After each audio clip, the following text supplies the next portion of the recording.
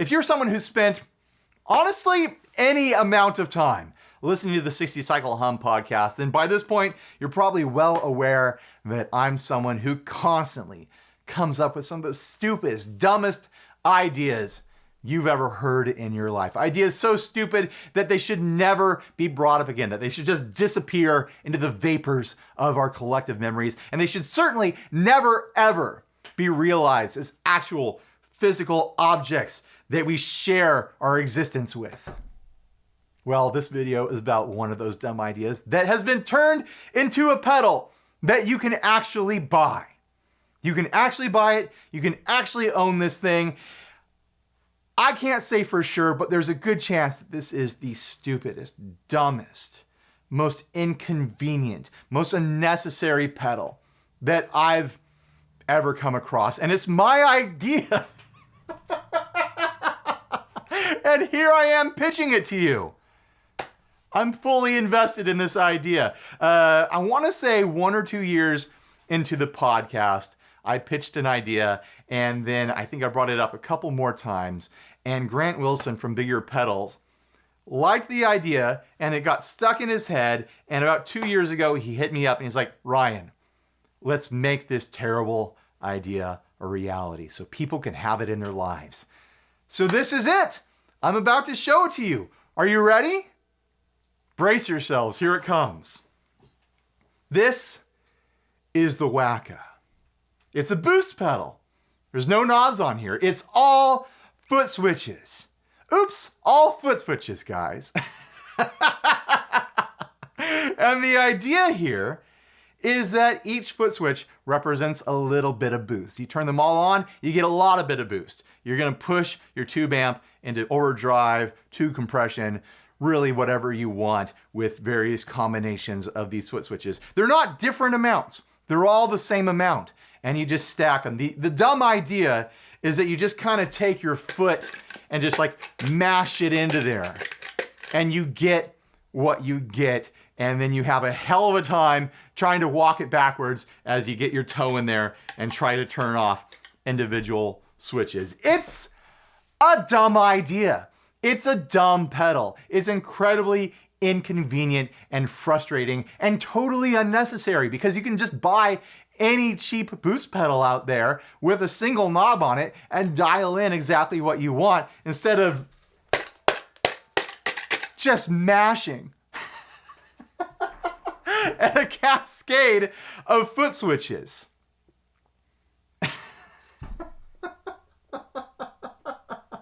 Is anyone gonna buy this thing? We're making 60 of them. I mean, if by some miracle they all sold out, maybe they'll move to production status or we'll do a couple runs or something like that. But there will for sure be 60 of these at some point. Where will they end up? In whose home will these things live? All right, let's get started. I'm gonna plug it in. I'm gonna show you what a boost sounds like. I'm gonna blind you with 9 LEDs at the same time. Continuing the theme of inconvenient and utterly unnecessary ideas, I'm gonna play my Fender Flying V, which is a guitar that I can absolutely say I spent way more time building than I've ever spent playing. I just don't get along with that Flying V body. It's so unergonomic. I should probably do like a belly cut on it, but then I'd have to refinish it. It's never gonna happen. And of course, I'm gonna play through the 2 Princeton's rig.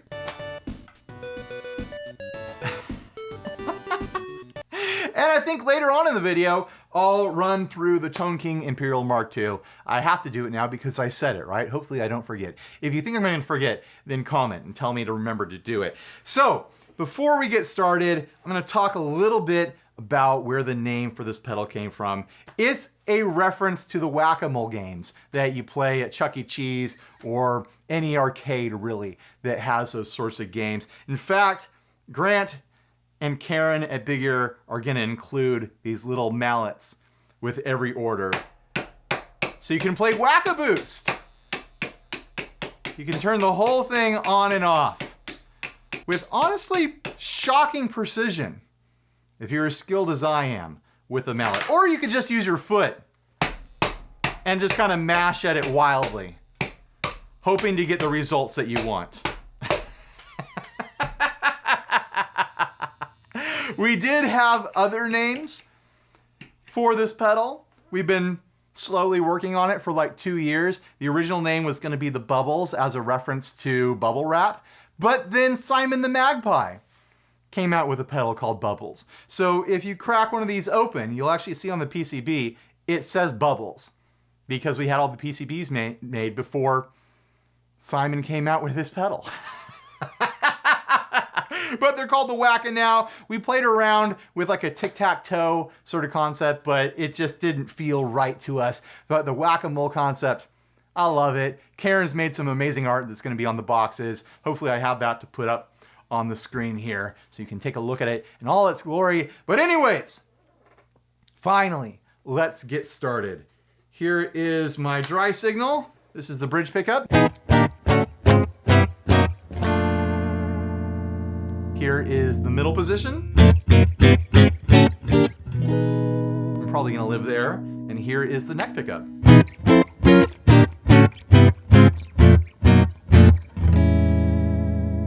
Let's get started, finally. So much chitter chatter in this video. I'm surprised you're still here. Maybe you're not. Some of you probably already left.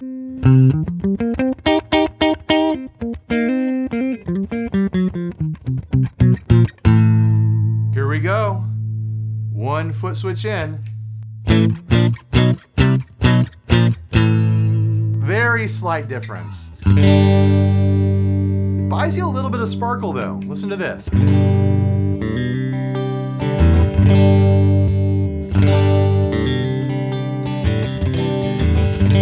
little bit of clarity, a little bit of sparkle. Might be like a bypass thing, like a true bypass. I don't know if this pedal's true bypass. Grant, is it true bypass? 2 boosts. We could have themed it after the count.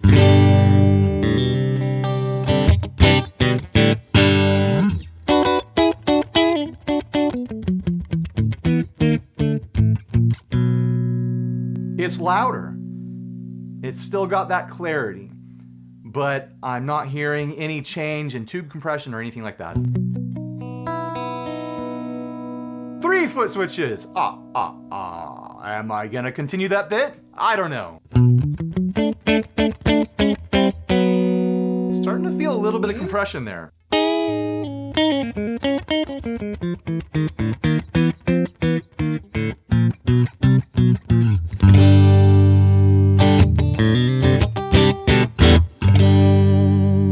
By the way, I have the Princetons at about 3 on their volume dials.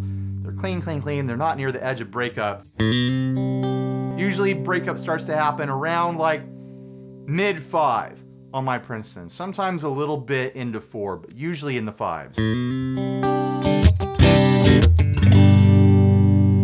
4 foot switches?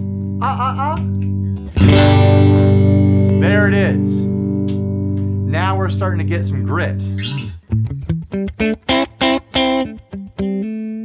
Actually sounds really nice. I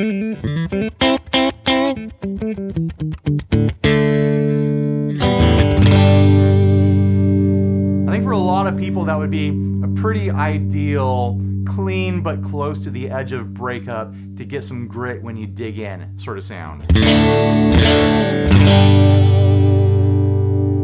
5 foot switches?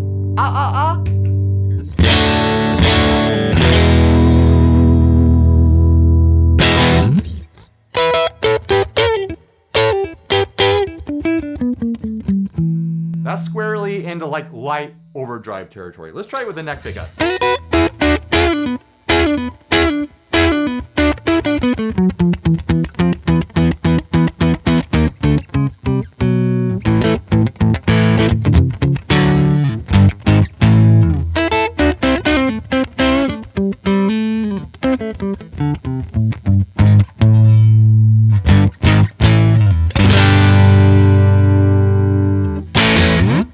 Here we go, 6 foot switches. At a certain point, I'm gonna need to put on hearing protection because it's gonna get loud.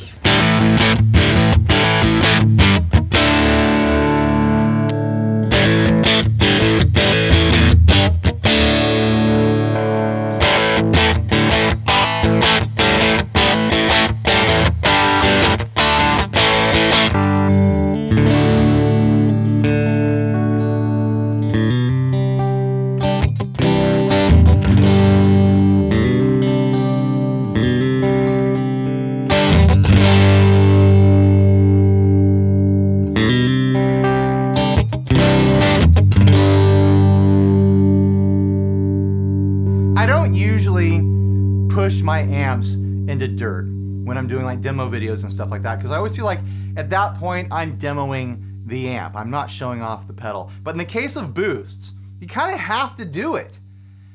That dirt, that overdrive, that compression, that breakup isn't coming from this, but it is being caused by this. And that's an important distinction to make. If you use this with your amp and you're not using two Princetons, it's gonna sound like your amp going into overdrive and compression and whatnot. It's not gonna sound like my amps.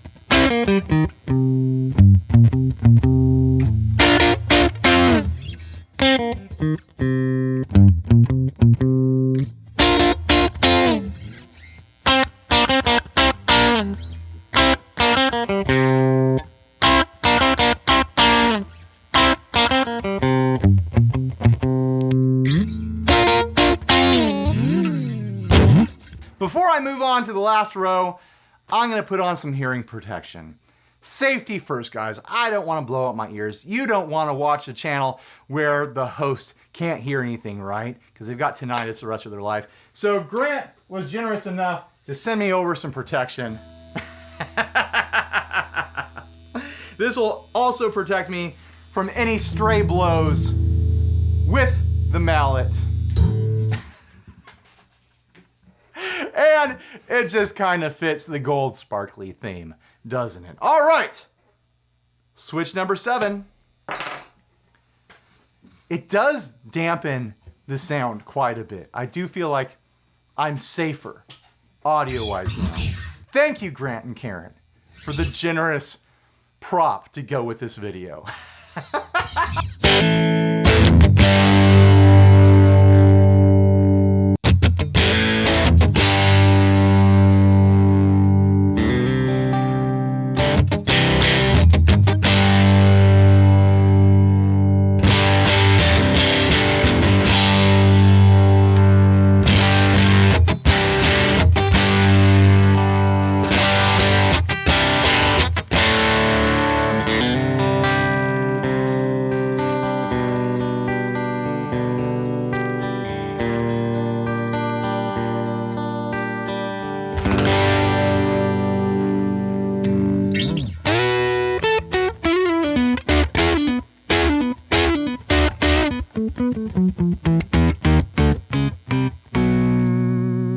That sounds good to me. Does that sound good to you?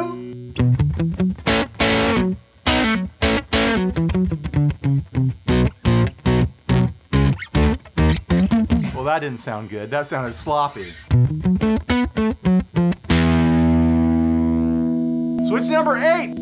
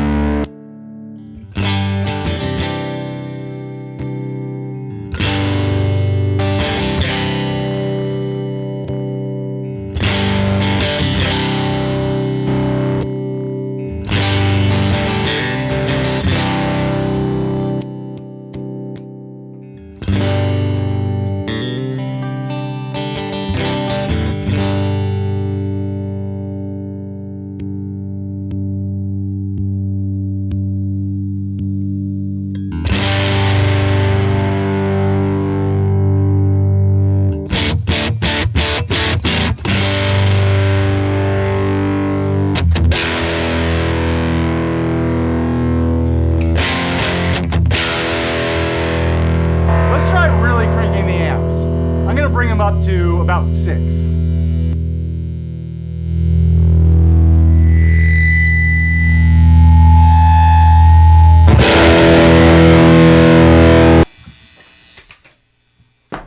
Sometimes you can get them all off or all on in one go. That time I did not. If I was doing it with my actual foot, I might be able to do it.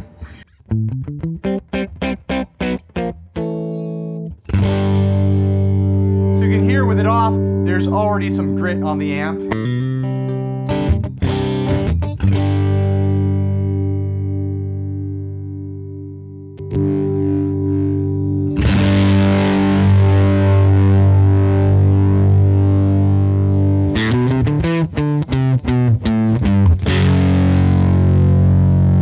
Glad I'm wearing protection. This is loud.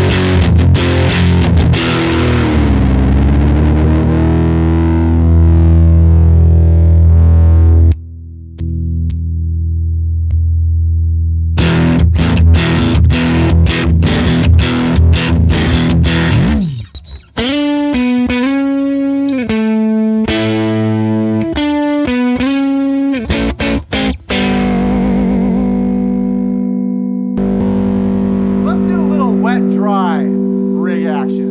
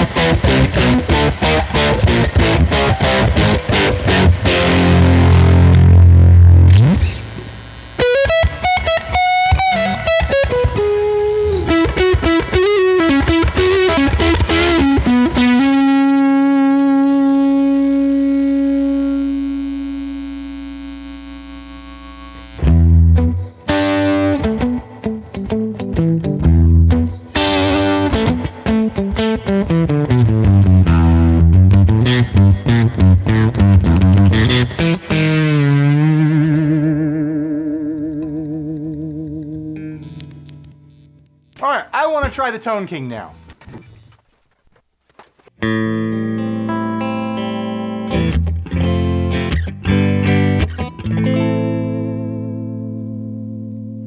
That Tone King sounds nice. And this helmet feels hot. I don't know how you motorcycle people do it, wearing these things all day as you go around town. That's my main reason for not riding motorcycles. It's not the constant fear of death and getting mangled and everything that comes with it. It's that hot helmet. I do have to say though, with those amps all the way up, with the Princetons all the way up, it did help pull back the volume quite a bit. I felt pretty dang comfortable. Usually with the amps up like that and pushed into the drive, I'm shoving, earplugs in my ears to protect myself. But this really did the trick. I mean, it's protecting me from the hammer, but it's also protecting me from the audio because it was loud in here and I wasn't wincing at all. I wasn't afraid. Maybe this is the future of hearing protection. You're going to see people wearing motorcycle helmets at festivals, on stage, and in studio. No, that's not going to happen. Earplugs work just fine. I'm on the clean channel right now with the volume right around 3. Flash of reverb on there. All right, how many can I get in one hit?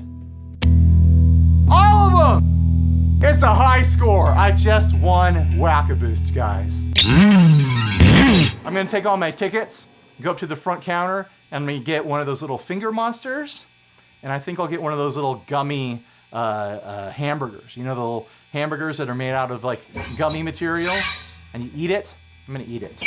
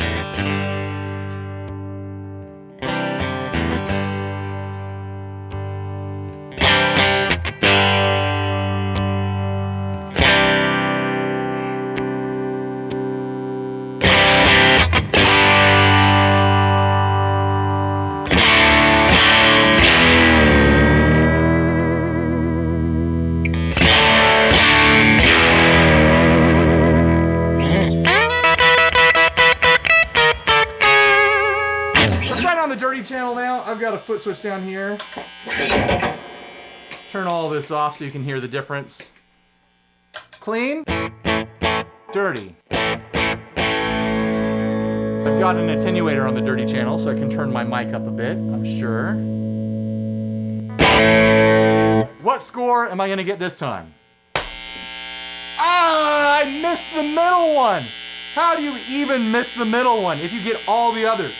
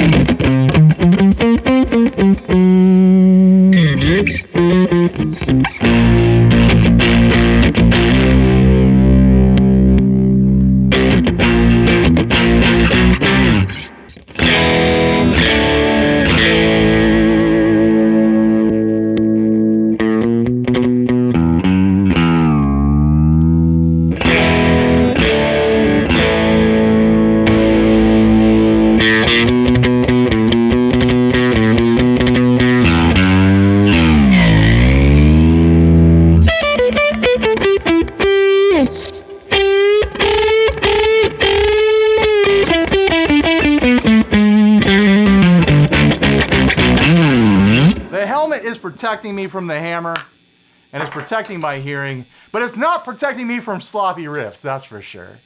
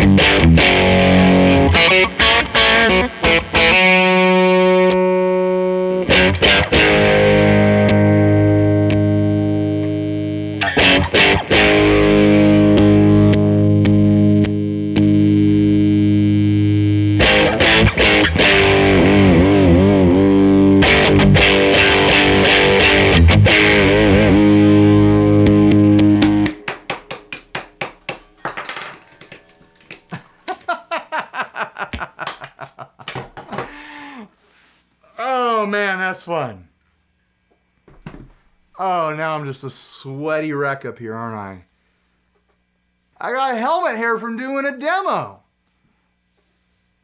It's probably not the first time that's happened to me, honestly. So what do you guys think? If you don't want to use it as a pedal, you could use it as a lamp or a flashlight. It's got enough LEDs going on. I don't know when you're watching this video, but we're gonna do this run of 60 made to order because we don't know how many people will actually want to buy this. It seems foolish to build them all expecting people to buy them when this is such a wild and unnecessary and inconvenient concept. It has a function. It has a purpose. It's a good boost. What it does to the signal is good. But if you're looking for, consistent, precise control from a stage, you're not gonna get it. It's fun. It's fun to mash your foot into it and get whatever you get. Or maybe get your toe in there and be like, I just need a little bit more. I just need a little bit more. Oh, too much, pull it back.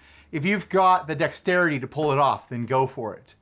But yeah, we really have no idea if these are gonna sell at all. So we're gonna make them to order. There's a kind of like, what's the word? A deposit. We're gonna ask for a deposit. So you put down a deposit, you get one built for you. When it's ready, you pay the rest and it gets sent to you. We just can't justify making all 60 without knowing if people actually want these or not, because it really is stupid. It really is a dumb idea. It's completely inconvenient. It's completely unnecessary, but it exists and you could have it. You could buy it and use it. It's technically a fully functional pedal. It boosts. It does the thing. It'll push your amp into tube overdrive, distortion, compression, all that stuff. It's just like, you just have to be very intentional if you want a very specific setting, or you could have fun just mashing at it. This is gonna be the most abused pedal in your collection with all that going on. Oh, I forgot to mention, there's print on the bottom there. I probably put a screen grab up earlier in the video. It says, another dumb idea from 60 Cycle Hum, brought to you by your friends at Bigger Pedals. And ain't it the truth? Just another dumb idea. That Grant wanted to throw money at, apparently. He threw a bunch of money into developing it and getting the cases printed and doing assembly and everything else. And now it exists. So if you want it at all, go get it, I guess. The price is $250. I didn't mention that yet. It has to be. It has to cost money, guys. There has to be a profit margin. It can't be free. But even without the profit margin, it's not a cheap pedal to make with all those foot switches. And I want to show you guys something really quick before we wrap up. Grant is very particular with his pedal assembly. You probably aren't gonna notice this just looking at it, but this is something Grant gets very hung up on, and no other pedal builder that I know or have seen products from does this. Look at the nuts on every single foot switch. They're all lined up perfectly. They're all flat on the top. Sometimes he does it with a point at the top, but every single foot switch, every single nut on his pedals will be lined up to be the same, either flat at the top or a point at the top. And there's a level of perfectionism there that he applies to everything going on with the internal assembly as well. So yeah, if there's any doubts about it being well made, there's that level of detail and concern going into every Big Ear pedal. Like I can look at every Big Ear pedal in my collection and see like, oh yeah, there it is. There's Grant's signature. Every single nut is either point vertical or flat at the top and bottom. Just a random note there to close the video. But otherwise, thanks for watching. Click the links if you're interested at all. I'm sure the comment section is going to be full of people saying like, why? Why would anyone buy this? And I'm asking the same question. And we'll find out if people do buy it. This is a grand experiment into the absurd. Thank you for watching all this. Please like, subscribe, dislike, leave me rude and nasty comments. Support us on Patreon. Buy a shirt if you're naked and stay grounded. Bye, everybody.